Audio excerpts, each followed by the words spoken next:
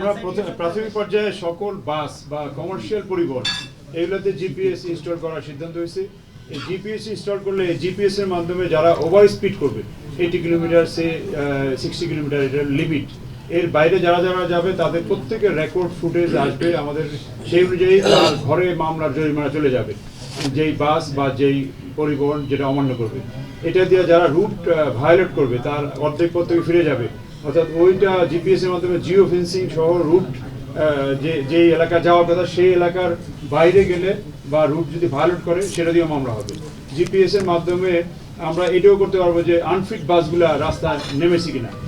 নতুন রিন গভীর থেকে পরিষ্কার করে কাপড়কে রাখে নতুনের মতো উজ্জ্বল। নতুন রিন অ্যাডভান্সড পাউডার। একটা বাসের ফিটনেস 2 বছর পর করতে হয়, ফিটনেস নিয়ে চালাতে হয়, আর ওইটা আমাদের কাছে বিআরটির কাছে রেকর্ড আছে কারা কারা ফিটনেস নবায়ন করে নেই, কিন্তু সে রাস্তায় না নামলে কিন্তু আমরা কিন্তু তাকে জরিমানা করতে পারি না। জরিমানা গ্যারেজে জরিমানা করলে বলবো যে আমি তো চালাইনি, আমি তো ফিটনেস ওয়েট করছি, কিন্তু সেই রাস্তায় নামাইলে ওই ফিটনেস বিহীন বাসের বিরুদ্ধে ব্যবস্থা নেওয়া যাবে। নিয়ন্ত্রণ বিআরটি সহ পুলিশ নিয়ন্ত্রণ করবে, জিপিএস এর যে কন্ট্রোল সফটওয়্যার এভাবে নিয়ন্ত্রণ করা হবে।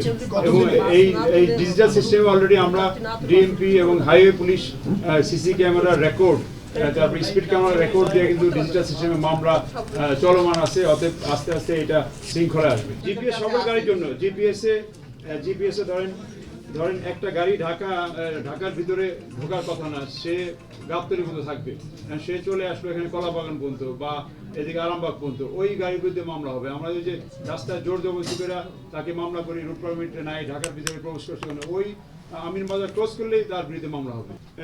এটা সরকার সিদ্ধান্ত নিয়েছে, দ্রুত বাস্তবায়ন হবে বলে আমরা আশা করি।